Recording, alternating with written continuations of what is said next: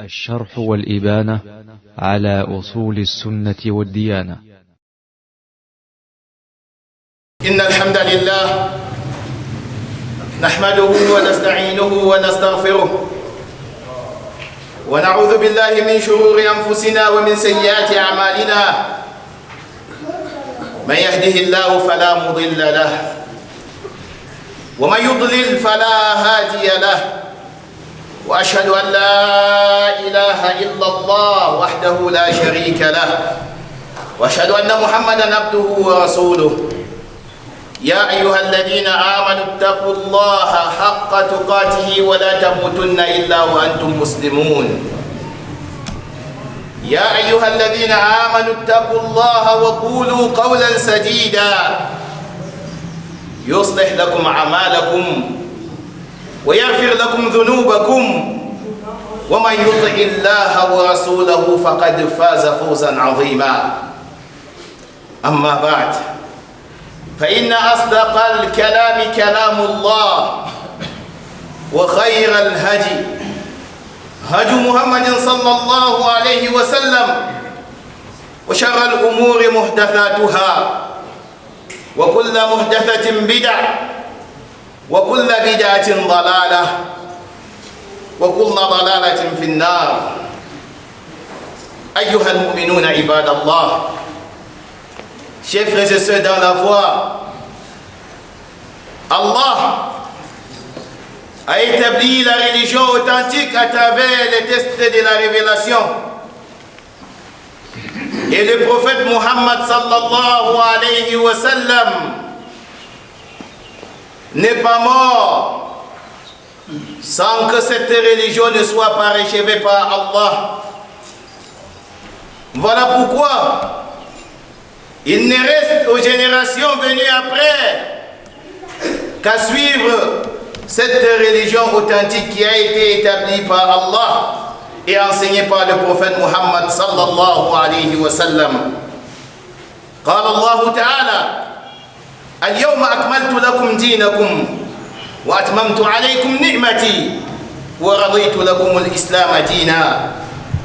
Le Très-Haut dit: aujourd'hui j'ai parachevé pour vous votre religion et complété sur vous mon bienfait, et j'ai agréé pour vous l'islam comme religion. Méditez avec moi, chers frères et sœurs dans la foi, sur le style utilisé par Allah dans ce verset. Aujourd'hui j'ai parachevé pour vous votre religion et complété sur vous mon bienfait, et j'ai agréé pour vous l'islam comme religion. Ça veut dire qu'Allah subhanahu wa ta'ala a complété son bienfait sur les créatures à travers le parachèvement de l'islam, qui est la seule religion qu'Allah subhanahu wa ta'ala a agréée. قال الله تعالى: ومن يبتغي غير الإسلام دينا فلن يقبل منه وهو في الآخرة من الخاسرين. Quiconque adopte une religion autre que l'islam, celle-ci ne sera agréée de lui et il sera parmi les perdants dans l'au-delà. Mais dans le verset, l'islam mentionné par Allah subhanahu wa ta'ala est défini, c'est-à-dire l'islam parachevé par Allah subhanahu wa ta'ala. L'islam face auquel les serviteurs n'ont plus qu'à suivre, qui ne laisse aucune possibilité d'innover. Dans un hadith d'Abi Dharr témoignant que le prophète Muhammad sallallahu alayhi wa sallam n'est pas mort sans orienter cette communauté vers tout ce qui rapproche d'Allah subhanahu wa ta'ala, de même que les renseigner sur tout ce qui conduit vers l'enfer. Il dit: تركنا رسول الله صلى الله عليه وسلم وما من طائر يقلب جناحيه بالهواء إلا وهو يذكرنا منه علما. فقال رسول الله صلى الله عليه وسلم: ما بقي شيء يقرب من الجنة. ويباعد من النار إلا وقد بين لكم. Le prophète Muhammad sallallahu alayhi wa sallam dit, ou Abu Dhar il dit, le prophète nous a laissés et il n'y avait pas un oiseau qui bougeait ses ailes dans les airs sans qu'il nous ait mentionné une science relative à cela. Et le prophète sallallahu alayhi wa sallam a dit, il ne reste rien qui rapproche du paradis et éloigne de l'enfer sans que je ne vous laisse te montrer. Voilà pourquoi l'imam Malik rahimahullah a dit une parole en or qui est une règle qui repose sur les tests de la révélation. قال من ابتدأ في الإسلام بدعة يراها حسنة فقد زعم أن محمدا خان رسالة فقد زعم أن محمدا خان الرسالة لأن الله يقول اليوم أكملت لكم دينكم فما لم يكن يومئذ دينا فلا يكون اليوم دينا. L'imam Malik rahimahullah mort en 179 de l'Égypte a dit, celui qui innove dans l'islam une hérésie qu'il conçoit comme étant bonne, a certes prétendu que Muhammad sallallahu alayhi wa sallam a fait preuve de trahison dans la transmission de la révélation. Et ce, parce qu'Allah subhanahu wa ta'ala a été clair et explicite dans le verset, aujourd'hui j'ai parachevé pour vous votre religion. Donc, ce qui n'avait pas été religion ce jour ne sera plus jamais religion. Ce qui ne relevait pas de l'adoration d'Allah ce jour ne sera plus adoration auprès d'Allah subhanahu wa ta'ala. Voilà pourquoi le prophète Muhammad sallallahu alayhi wa sallam, nous orientant vers ceux qui sont censés être nos modèles, que nous devons de suivre pour espérer accéder au paradis et échapper au châtiment d'Allah, a dit khayrun nasi qarni thumma alladhina yadunahum thumma alladhina yadunahum. Les meilleurs hommes sont ceux de ma génération, suivis de celle qui suit cette dernière, suivi de celle qui vient après. Le prophète Muhammad sallallahu alayhi wa sallam, à travers ce hadith rapporté par Bukhari et Muslim, hadith d'Ibn Mas'ud radiyallahu anhu, nous fait comprendre que les meilleurs hommes de sa communauté sont ses compagnons, suivis des élèves de ses compagnons, suivis des élèves de ses compagnons. Voilà les trois meilleures générations. Et on ne peut accéder à cette qualification al-khayriyya, à cette qualification qui relève de la bonté, qu'à travers le suivisme de ces derniers. Voilà pourquoi Allah subhanahu wa ta'ala dans le Coran nous a renseigné du rapprochement de ces derniers en disant was-sabiquna sabiqun ulaika muqarrabun fi jannatin na'im thullatun min al-awwalin wa qalilun min al-akhirin.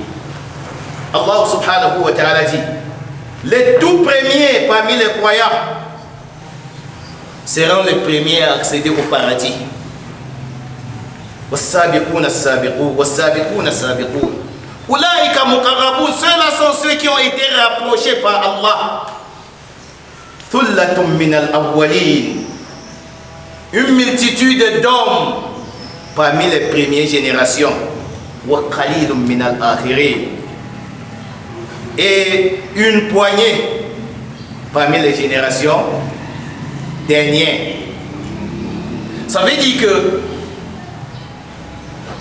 les générations dernières seront peu comparativement aux compagnons à accéder au paradis en termes de proportion.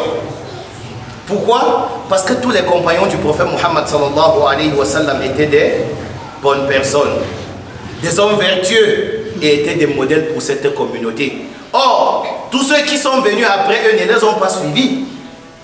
D'ailleurs, ceux qui les ont suivis comparativement à ceux qui cheminent sur une voie autre que la voie de ces derniers sont peu. Allez, sakadalik. Et Allah subhanahu wa ta'ala, parlant de ce sujet, qui en soi-même est une base permettant aux serviteurs de cheminer vers Allah comme il se doit, n'a pas laissé sans définir qui sont ces premières générations, afin que la communauté musulmane ne diverge pas sur l'explication de ce verset. Allah lui-même a tenu à expliquer ce verset, à mentionner qui sont les premières générations. فَقَالَ وَالسَّابِقُونَ الْأَوَّلُونَ مِنَ الْمُهَاجِرِينَ وَالْأَنصَارِ وَالَّذِينَ اتَّبَعُوهُم بِإِحْسَانٍ رضي الله عنهم ورضوا عنه وعد لهم جنات تجري من تحتها الأنهار خالدين فيها أبدا ذلك الفوز العظيم. Allah subhanahu wa ta'ala dit, les tout premiers croyants parmi les muhajirin, ceux qui avaient émigré de la Mecque pour Médine, wal ansar, et ceux qui les avaient accueillis à Médine, les tout premiers croyants parmi cette génération. وَالَّذِينَ اتَّبَعُوهُم بِإِحْسَانٍ, de même que ceux qui les ont suivis en toute vertu. Subhanallah. Lorsqu'Allah subhanahu wa ta'ala a mentionné la génération de ceux qui viennent après les compagnons, il les a liés aux compagnons à travers le suivisme, afin qu'on comprenne qu'on ne peut accéder au degré qu'Allah subhanahu wa ta'ala a accordé à ces derniers après eux qu'en suivant leur chemin.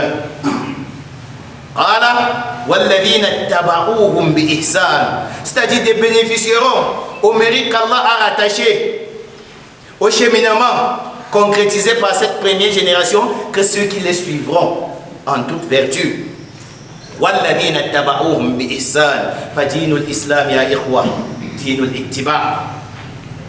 C'est pour ça que la religion de l'islam, c'est la religion qui repose sur le suivisme des tests de la révélation et du cheminement sur la voie des pieux prédécesseurs.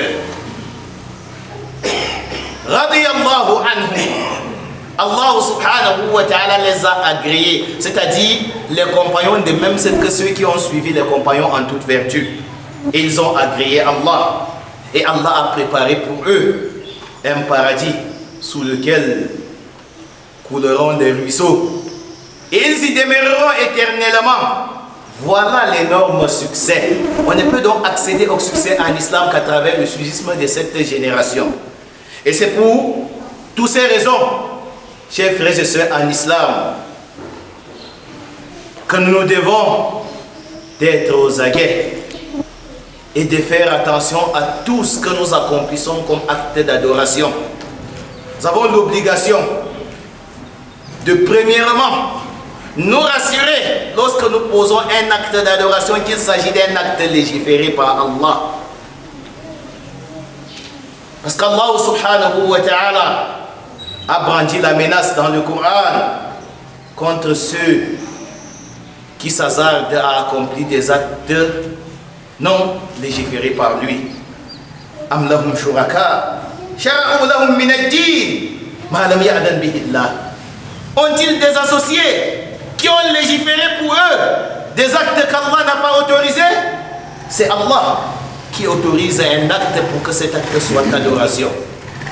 Il faut donc au préalable se rassurer qu'il s'agit d'un acte légiféré par Allah. Lorsqu'on a la certitude qu'il s'agit d'un acte légiféré par Allah, il faut l'accomplir tel que l'avaient accompli les pieux prédécesseurs, tel que l'avait enseigné le prophète Muhammad sallallahu alayhi wa sallam. Parce qu'Allah subhanahu wa ta'ala nous a fait comprendre que si nous les suivons en toute vertu, nous allons accéder au paradis. Parce qu'ils sont les rapprochés d'Allah. Et on ne peut se rapprocher d'Allah comme il se doit qu'à travers le suivisme de ses pas. Et comme nous l'avons toujours rappelé, islamiquement, les mêmes causes produisent les mêmes effets. S'ils avaient été agréés par Allah, si nous nous conduisons comme eux, nous serons agréés par Allah. Et si nous nous détournons de leur voie, nous ne serons point agréés par Allah et nous serons châtiés pour avoir délaissé la voie de ces derniers. قال الله تعالى ومن يشاكك الرسول من بعد ما تبين له الهدى ويتبع غير سبيل المؤمنين نوله ما تولى ونصليه جهنم وساءت مصيرا. Quiconque fait scission avec le prophète et suit une voie autre que la voie des croyants, il ne fait aucun doute que les croyants, le jour où ce verset était révélé, étaient les compagnons du prophète Muhammad sallallahu alayhi wa sallam. Quand Allah parle des croyants dans le Coran, il fait d'abord allusion aux compagnons du prophète Muhammad sallallahu alayhi wa sallam. قال الله تعالى لقد رضي الله عن المؤمنين إذ يبايعونك تحت شجرة. Certes, Allah subhanahu wa ta'ala avait agréé les croyants le jour où ils prêtaient allégeance sous l'arbre, et il ne fait aucun doute que c'était les compagnons du prophète Muhammad sallallahu alayhi wa sallam. Donc quand Allah dit quiconque fait scission avec le prophète sallallahu alayhi wa sallam et suit une voie autre que la voie des croyants, il s'agit de la voie des compagnons. Nuwallihi ma tawalla. Allah dit, nous lui assignons, ou alors nous leur assignons ce qu'ils ont choisi. Nuwallihi ma tawalla wa nuslihi jahannam. Et nous le ferons entrer au paradis. Et quelle mauvaise destination. Donc, on ne peut s'adonner à une pratique qui n'avait pas été accomplie par les compagnons du prophète Muhammad sallallahu alayhi wa sallam, de même que les premières générations, sans que cette pratique en soi-même, sur le plan islamique, soit un égarement avéré. C'est pour ça qu'après s'être rassuré que l'acte a été légiféré par Allah, il faut cheminer sur la voie des pieux prédécesseurs dans l'accomplissement de cet acte. C'est pour cette raison que nous pouvons dire, sans risque de nous tromper, que Al-Mawlid al-Nabawi, l'anniversaire du prophète sallallahu alayhi wa sallam, la célébration de l'anniversaire du prophète sallallahu alayhi wa sallam, est une innovation, est un égarement avéré. Et quiconque s'adonne à cette pratique emprunte une voie autre que la voie des croyants. Parce que ceux qui sont les croyants dans le Coran n'avaient pas accompli cette célébration. Et si ça avait été un bien, ils nous auraient devancé. Car dans le Coran, Allah nous a fait comprendre que les premiers à adopter la foi sont les premiers à mettre en pratique ce qu'il a légiféré. Ça veut dire que ce qu'ils ont délaissé ne relève pas de la législation d'Allah et fait partie intégrante de ce contre quoi le prophète Muhammad sallallahu alayhi wa sallam nous a mis en garde dans plusieurs récits, parmi lesquels ce récit que nous avons l'habitude de répéter chaque vendredi lors de chaque prise de parole. Si on est cramponné aux valeurs islamiques, قال رسول الله صلى الله عليه وسلم وإياكم ومحدثات الأمور فإن كل محدثة بدعة وكل بدعة ضلالة وكل ضلالة في النار. Prenez garde de toutes choses nouvellement créées dans l'islam. فإن كل محدثة بدعة, car toute chose créée dans l'islam est une innovation. Et toute innovation est également et tout également est un enfer, qu'Allah nous en préserve. Sachez donc, chers frères et sœurs en islam,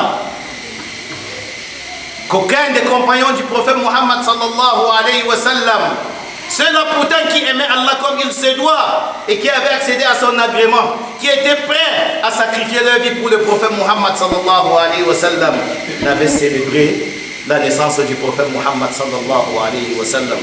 La al-khulafa ar-rashidun, wala al-mubashirin bil-jannah, wala al-badriyun, wala al-muhajirun, wala al-ansar. Ni les khulafa ar-rashidun, Abu Bakr wa Umar wa Uthman wa Ali, ni ceux qui ont été promis par Allah alors qu'ils marchaient encore sur terre au paradis, parmi les 10 compagnons du prophète Muhammad sallallahu alayhi wa sallam, ni les muhajiroun, les émigrés, ni les ansar, ni aucun parmi les imams de cette communauté des générations favorisées n'avait célébré la naissance du prophète Muhammad sallallahu alayhi wa sallam. C'est une pratique qui n'a vu le jour que des siècles après la mort du prophète Muhammad sallallahu alayhi wa sallam.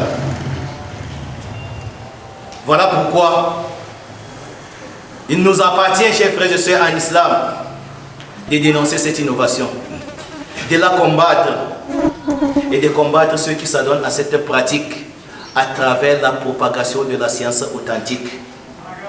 Qu'Allah subhanahu wa ta'ala nous fasse être du nombre de ceux qui écoutent la bonne parole et la mettent en pratique. أقول قولي هذا وأستغفر الله لي ولكم فاستغفروه إنه هو الغفور الرحيم. الشرح والإبانة على أصول السنة والديانة.